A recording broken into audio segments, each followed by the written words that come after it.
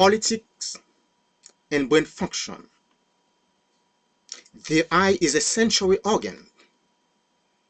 Its sole purpose is to see an object, but it cannot examine it or interpret it. It transmits what it sees to the brain, and the brain must examine it, understand it, but decode the message that the eye sent. The purpose of the brain is to decipher, to make sense, explore the image the eye saw. In this sense, we speak the proper functioning of the brain. In other words, we are talking about a brain that is not sick. The brain has two hemispheres, which left hemisphere contain mainly the empowered logical, rational, language, calculation, and the right hemisphere concerns mentally, bias empowered, emotion, face recognition, music, emotion, intuition, creativity. By comparing brain function and behavior of politicians, one can judge that several politicians in the world do not have, deny their logic. They are not rational. Therefore, one can speculate that the right hemisphere of the brain of this politician do not work effectively. It doesn't take a PhD in psychology or be a neurologist to justify it. Common sense is the foundation of all knowledge or intelligence. Ralph Waldo Emerson was an American essayist, lecturer, and poet, stated, "Common sense is genius dressed in its working clothes." Several politicians in the world are suffering from political amnesia, which is a partial or total loss of memory. They have a bird brain. They have little memory. For example, the Haitian people opposed to the government of Haiti to provide a state funeral for the deceased president Jean-Claude Duvalier because he was a bad leader. This lesson that other politicians should learn. Yes, they have to learn from that lesson. Unfortunately, political Alzheimer can cause them to forget this disgrace. Political amnesia made Muammar Gaddafi, the late president of Libya, forgot the fate of Samuel Doe. The late president of Samuel Doe,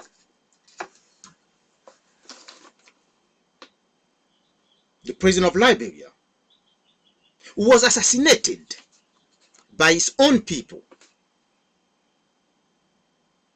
It was similar to what was causing the death of Muammar Gaddafi.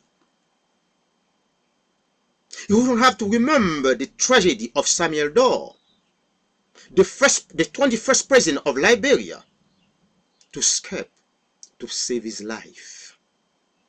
But the political amnesia prevented him completely to remember how the Liberian rebels captured Samuel Doe and humiliated him as a man of beg and rope. Then they killed him. After that came Charles Taylor as a successor of Samuel Doe.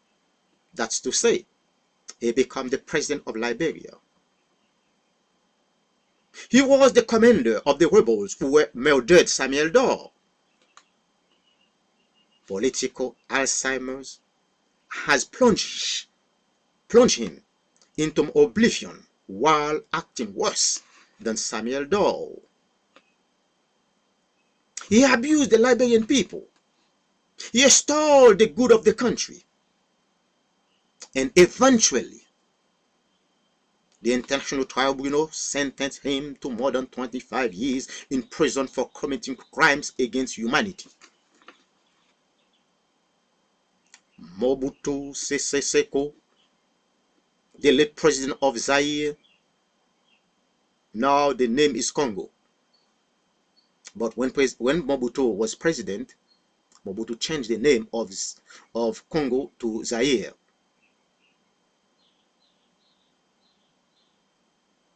Mobutu did not receive a state funeral because he was an evil dictator, and his family could even bury him in his native country.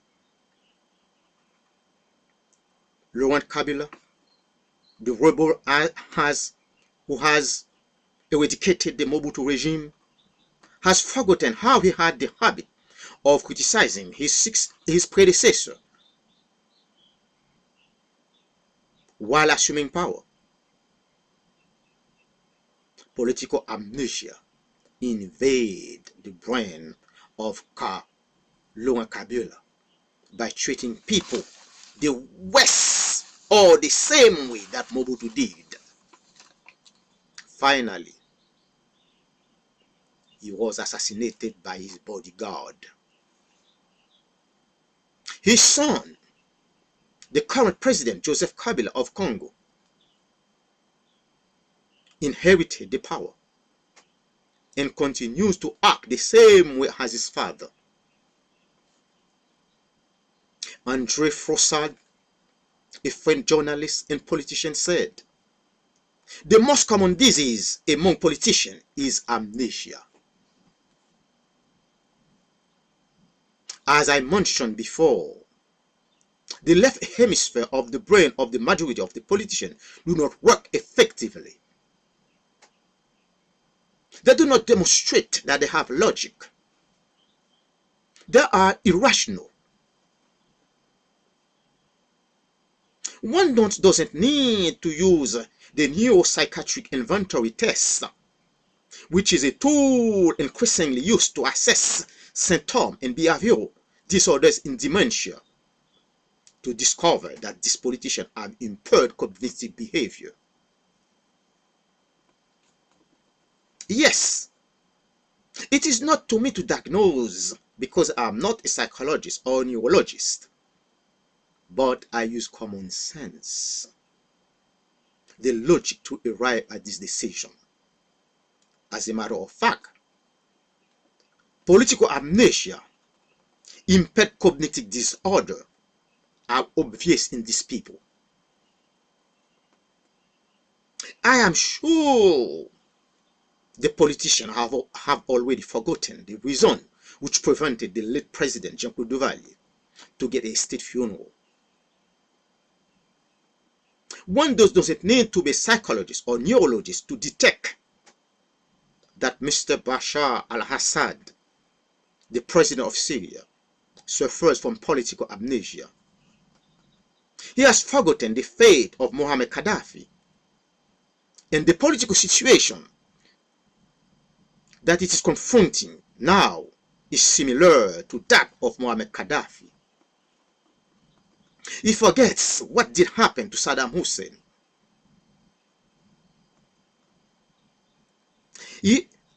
I know for sure Assad, affected by political schizophrenic, by listening to a voice that dictates him to stay in power, not give up until they assassinate him. That's what the voice might tell him.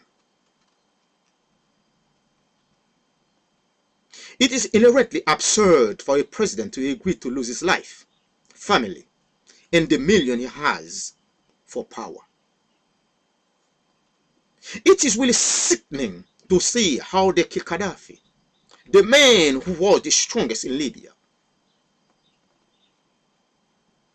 Idi Amin Dada, Uganda torturer, voluntary to exile to Saudi Arabia. and died while he was in foreign land. Despite all of this humiliation, all of this lesson, political amnesia prevents some politicians to draw example to learn from this lesson. Negativism, in other words, Holocaust denial, make those politicians think that they are invulnerable. Amnesia politics is an act of suicide. This is to ignore who you are. It is a trap, and sooner or later, it will catch you. Several politicians in the world, after they lost power, hide behind memory loss defense. For example, when questioned Saddam Hussein in court, almost everything the judge asked him, he answered, "I have no recollection of this or of those." Political amnesia he had used when he was in power. He applied this technique to defend himself in court. That was not only him who did it, but it is a politician manner, a political habit. François Duvalier, the late president of Haiti, responded to a question from a journalist. He said, François Duvalier stated, "I am not a dictator or a criminal. I am a strong man because the country needed a strong man to lead it." Wow. They lived the life in denial. Despite his intelligence, he thought that the butchery that he instituted in Haiti, that was an art or a skill of a strong man, has to use to massacre, to kill his own people. That's really awful. Mr. Nelson Mandela, the Honorable, the late president of South Africa, left a theory, a political lesson that could be treated, correct some politicians with their amnesia problem and their schizophrenic politics, but they refused to comply. That's too bad for them. His story will change them. And if there is justice, we should have to write on each of these politicians epitaph or their tomb. He lies, a criminal who did evil all through his life. That F be a burden for him. To the contrary, on the tomb of Honorable Nelson Mandela, one would write the same inscription that was on the tomb of Father River. He lies a great man who was of an illustrious lineage, who possessed 1,000 virtues, who never deceived others, who was always very wise, that the earth be light for him. The grace of God be with him. Amen.